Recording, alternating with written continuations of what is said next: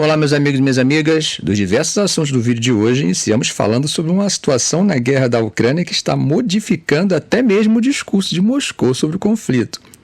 Como já comentamos sobre o assunto nos dois vídeos anteriores, a situação em Kursk está complicada. As forças russas estão enfrentando tropas ucranianas pelo terceiro dia consecutivo, após um ataque massivo da Ucrânia na região. Esse ataque, que é um dos maiores realizados pela Ucrânia em 2 anos de conflito, começou nas primeiras horas do dia 6 de agosto com cerca de 1.000 soldados ucranianos cruzando a fronteira russa com tanques e veículos blindados. Tudo isso coberto por drones e artilharia pesada. Perto da cidade de Sudzha, onde o gás natural russo flui para a Ucrânia, a batalha está pegando fogo. Isso gerou uma preocupação sobre uma possível interrupção no fornecimento de gás para a Europa. Mas os oficiais ucranianos disseram que a rota de trânsito de gás ainda está funcionando normalmente.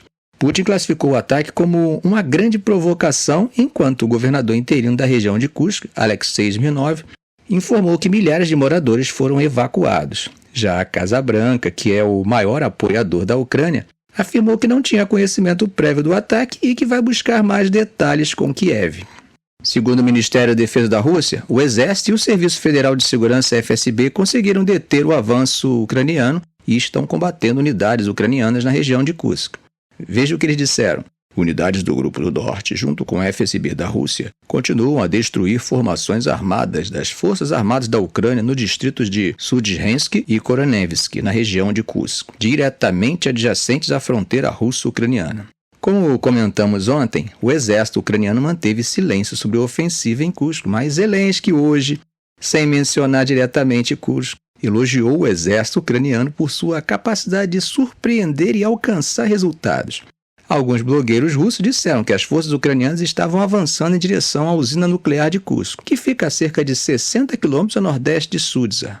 Yuri Podolyak, um popular blogueiro e militar pró-Rússia nascido na Ucrânia, relatou batalhas intensas a cerca de 30 quilômetros da usina nuclear da era soviética, que fornece energia para uma grande parte do sul da Rússia.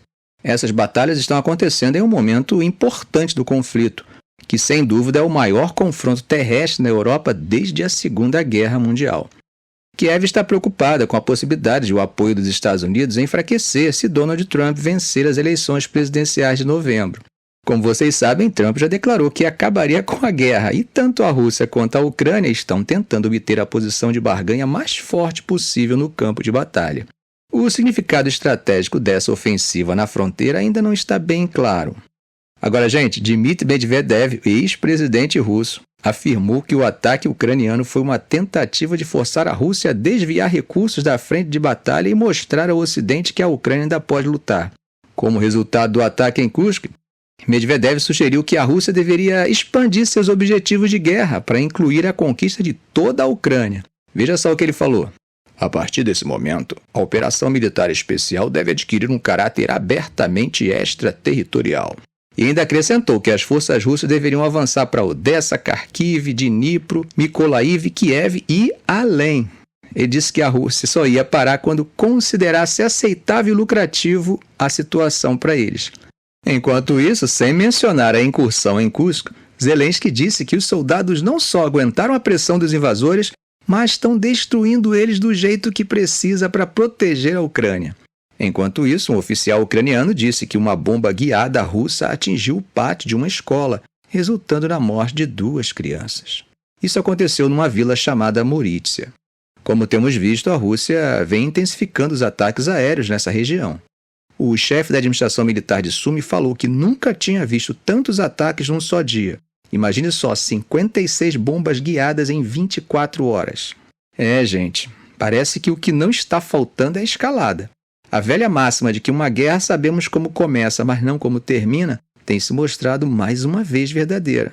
Pela primeira vez, ouvimos de um importante representante da Rússia a sugestão clara de que o objetivo deveria ser o controle total da Ucrânia e além. Claro que não podemos saber se há um planejamento claro e sério sobre isso, ou é apenas o uso da retórica de guerra para influenciar os tomadores de decisão. Enquanto isso, na Ásia, o ministro da Defesa da Coreia do Sul, Seo Won-sik, afirmou que se o país começasse a construir armas nucleares, isso poderia romper a aliança com os Estados Unidos e abalar os mercados financeiros. Mas por que cargas d'água ele disse isso? É que tem crescido o clamor interno na Coreia do Sul para que isso ocorra. Claro que isso vem por causa da visível expansão que a Coreia do Norte vem fazendo de suas capacidades nucleares e de mísseis. Aí, é claro, cada vez mais autoridades sul-coreanas e membros do Partido Conservador do presidente Yoon Suk-yeol têm defendido a ideia de desenvolver armas nucleares. Além disso, a perspectiva de outro mandato do ex-presidente dos Estados Unidos, Donald Trump, que criticou o custo da presença militar americana na Coreia do Sul e iniciou conversações sem precedentes com a Coreia do Norte, aumentou ainda mais esse debate.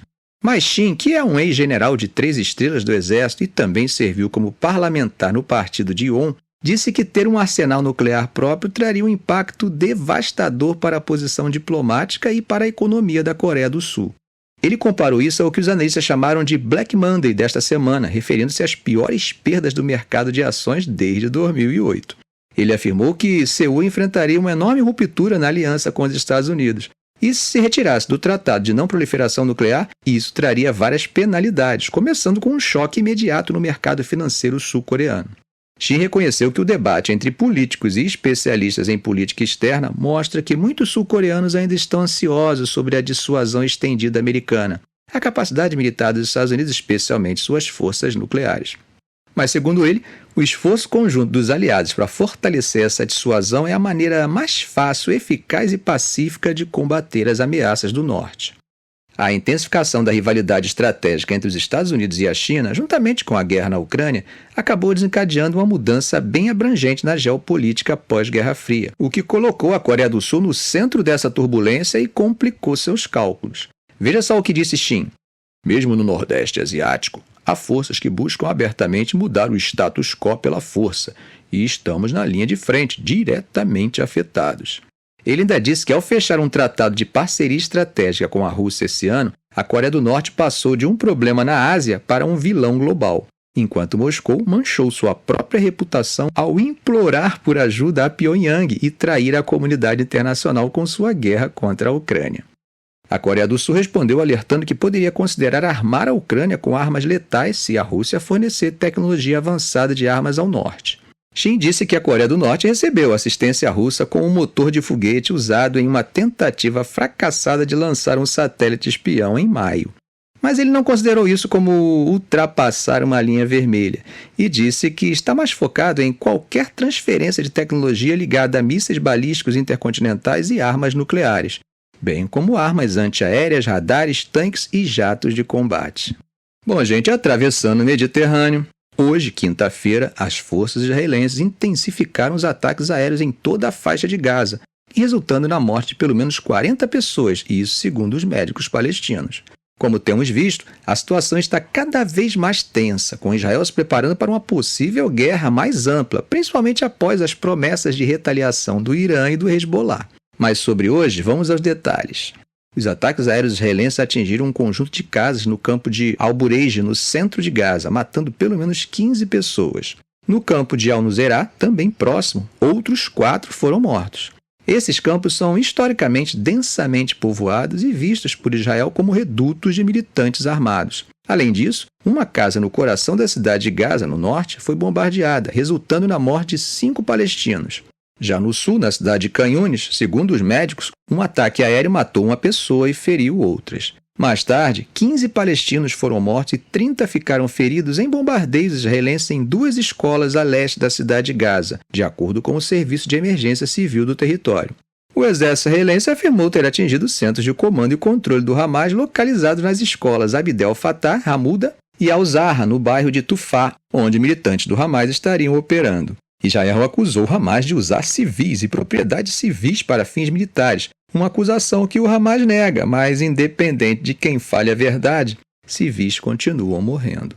Nas redes sociais circularam imagens mostrando vítimas sendo levadas a um hospital em carroças puxadas por burros, mas a autenticidade dessas imagens ainda não pôde ser verificada.